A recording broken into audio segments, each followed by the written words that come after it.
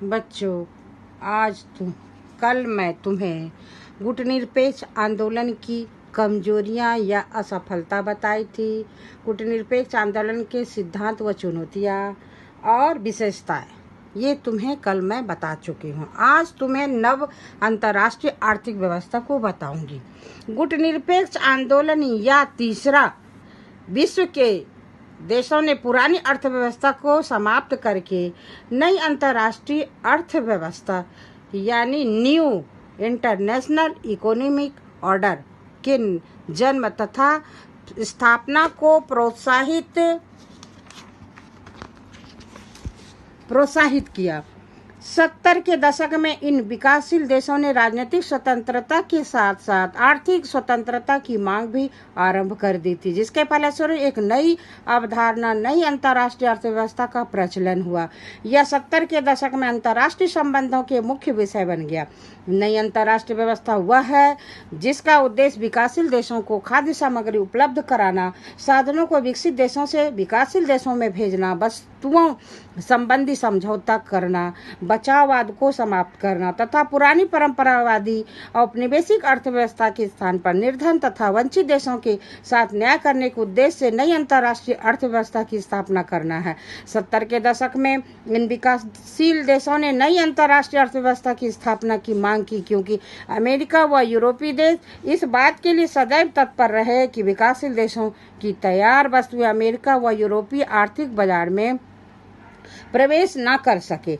पुरानी व्यवस्था विकासशील अथवा कम विकसित अथवा तृतीय विश्व के हितों की अवहेलना करते हुए बनाई गई, जिसका उद्देश्य विकसित राष्ट्रों के हितों व उनकी आवश्यकताओं की रक्षा करना है, जबकि विकासशील देशों का उद्देश्य यह है कि नई अंतर्राष्ट्रीय अर्थव्यवस्था के तहत विकसित राष्ट्रों के लिए एक आचार संहिता बनाकर तथा कम विकसित राष्ट्रों के उचित अधिकारों को मानकर अंतर्राष्ट्रीय व्यवस्था को सबके लिए समान तथा न्यायपूर्ण बनाना है।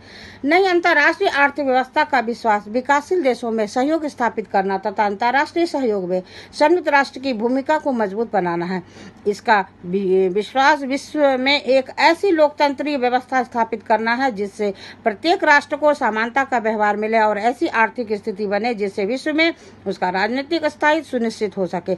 70 के दशक के बाद इन विकासशील देशों ने आर्थिक समानता की मांग करनी आरंभ कर दी। विकासशील राष्ट्र बिना किसी देरी के उत्तर दक्षिण वार्ता की मांग करते हैं, परंतु विकसित राष्ट्र किसी भी कीमत पर इस तर्क को स्वीकार नहीं करते, जिसके कारण इनके मध्य विवाद पैदा हो गया। इस विवाद को उत्तर दक्षिणी विवाद के नाम से भी पुकारते हैं, क्योंकि जितने भी विकसित देश हैं वे भूमध्य रेखा के उत्तर में हैं और विकासशील देश भूमध्य रेखा के दक्षिण में स्थित है। उस समय की आर्थिक व्यवस्था संकटों के दौर से गुजर रही थी। उस समय तक विकसित देशों में भी एक स्थायित्व की स्थिति आ चुकी थी, अर्थात विकसित देशों ने लगभग प्रत्येक देश में विकास कर लिया था, जिसके परिणाम स्वरूप उनका आर्थिक विकास थम गया था। मुद्रास्फीति की दर बढ़ रही थी। मुद्रास्फीति की समस्या पर रोक लगाने हेतु ही विकासशील देशों ने नई अंतर्राष्ट्रीय अर्थव्यवस्था की मांग जोरों से आरंभ कर दी। इसी समझ ने नव अंतर्राष्ट्रीय आर्थिक व्यवस्था की धारणा का जन्म हुआ। 1972 में संयुक्त राष्ट्र संघ के व्यापार और विकास से संबंधित सम्मेलन United nation conference on trade and development UNCTAD में towards new trade policy for development शीर्षक से एक रिपोर्ट प्रस्तुत की गई। इस रिपोर्ट में वैश्विक प्रणाली में सुधार का प्रस्ताव किया गया था। इस रिपोर्ट में कहा गया था कि सुधारों से पहला अल्प विकसित देशों को अपने उन प्राकृतिक संसाधनों पर नियंत्रण प्राप्त करना होगा जिसका दोहन पश्चिम के विकसित देश करते हैं। दूसरा है अल्प विकसित देशों की पहुंच पश्चिमी देशों के बाजार तक होगी, वे अपना सामान बेच सकेंगे और इस तरह गरीब देशों के लिए यह व्यापार फायदेमंद होगा। तीसरा है पश्चिम देशों से मंगाई जा रही प्रौद्योगिकी की लागत कम होगी और चौथा अल्प विकसित देशों के अंतर्राष्ट्रीय आर्थिक संसाधनों में भूमिका बढ़ेगी।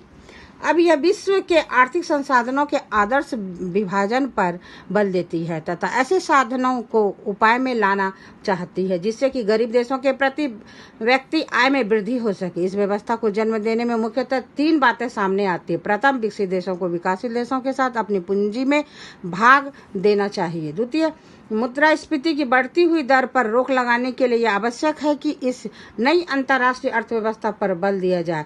तृतीय, आर्थिक साधनों के आदर्श विभाजन के लिए विकासशील देशों द्वारा विकसित देशों पर दबाव डालना। वास्तव में इस अवधारणा के अंतर्राष्ट्रीय स्तर पर आर्थिक और राजनीतिक प्रक्रिया के घनिष्ठ संबंध को उभार कर सामने रखा। जब तक आर्थिक व्यवस्था परिवर्तित नहीं होती तब तक न्यायपूर्ण अंतर्राष्ट्रीय व्यवस्था भी स्थापित नहीं की जा सकती। पुरानी अर्थव्यवस्था की विशेषताएं। विकसित देशों द्वारा स्थापित अर्थव्यवस्था की निम्नलिखित विशेषता है। पहला है, पुरानी अर्थव्यवस्था के अंतर्गत विश्व में पूर्वी व पश्चिमी गुटों में अंतर पाया जाता था। नई अंतर्राष्ट्रीय अर्थव्यवस्था की स्थापना के मुद्दे को लेकर उत्तर दक्षिणी में भी विवाद था।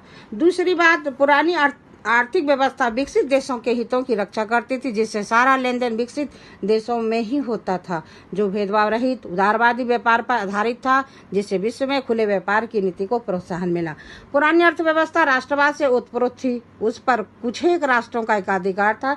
यह व्यवस्था तर्कहीन, अन्यायपूर्ण और असंगत थी। पुरानी अर्थव्यवस्था के अंतर्गत विकसित राष्ट्रों ने अंतर्राष्ट्रीय व्यापार को इस तरह नियमित कर रखा था कि विकसित देशों को विकासशील देशों में आसान शर्तों पर माल बेचने की छूट प्राप्त थी।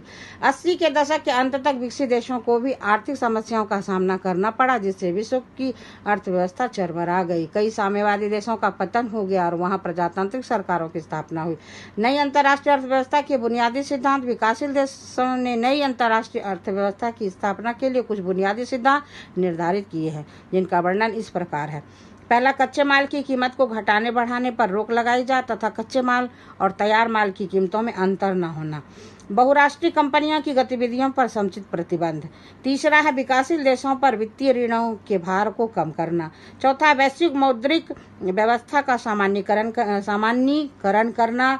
खनिज पदार्थों और सभी तरह की आर्थिक गतिविधियों पर किसी राष्ट्र की संप्रभुता की स्थापना करना। विकासशील देशों द्वारा तैयार माल के निर्यात को प्रोत्साहन देना।